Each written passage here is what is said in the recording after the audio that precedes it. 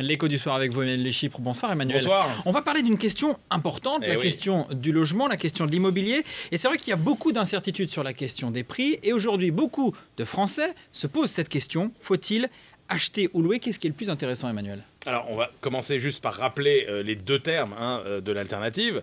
Quand vous devenez propriétaire, ça a un certain nombre d'inconvénients. Vous devez vous endetter.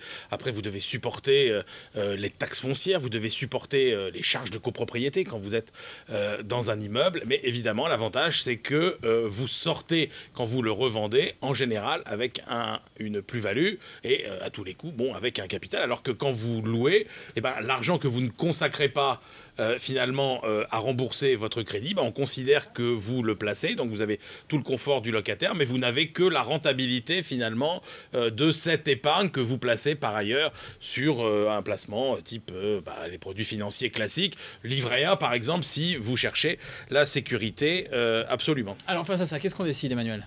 Alors, quand les prix montent, c'est très simple. L'intérêt, c'est évidemment de devenir propriétaire. Et ça, c'était le cas de figure entre 2000 et 2010. Pourquoi? Parce que, évidemment, vous sortez à la fin, au moment où vous vendez, avec une plus-value très importante. Alors, il y a des experts, évidemment. Il faut savoir que la moyenne de la hausse des prix en France entre 2000 et 2010, ça a été 7,5% par an.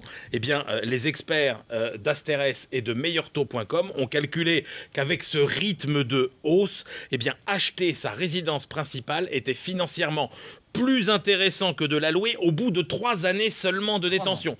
3 ans seulement de détention et hop, c'était plus intéressant d'être propriétaire que... Évidemment, c'était un contexte particulier, la hausse. Là, qu'est-ce qu'on nous dit? On nous dit que les prix vont stagner, voire légèrement baisser. Alors, que disent nos experts donc d'Asterès et de Meilleurtaux?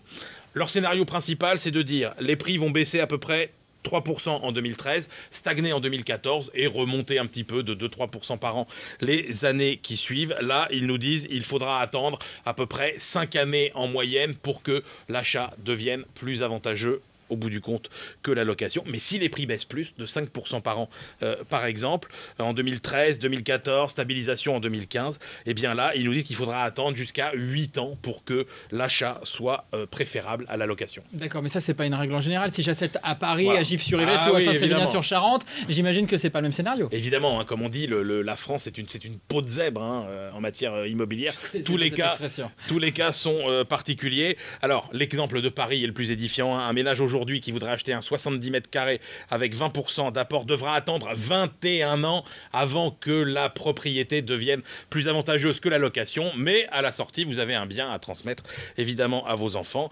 En revanche, l'achat d'un logement à Strasbourg ou à Clermont-Ferrand, eh bien, ce sera beaucoup plus rentable au bout de 4 ans seulement parce que les prix de la pierre sont évidemment beaucoup plus abordables. Donc c'est vraiment du cas par cas évidemment. On termine par le chiffre du jour. Le chiffre du jour, eh bien c'est plutôt un bon chiffre, c'est plutôt une bonne nouvelle. 549 975 entreprises ont été créées en France en 2012. C'est quasiment autant qu'en 2011, année où on avait enregistré une baisse de 11%. Donc évidemment, plus il y aura d'entreprises, plus il y aura de perspectives d'emploi. C'est donc une excellente nouvelle. Avec beaucoup d'auto-entrepreneurs, il faut malgré tout le rappeler. Merci beaucoup. Emmanuel Le Chypre, l'écho du soir.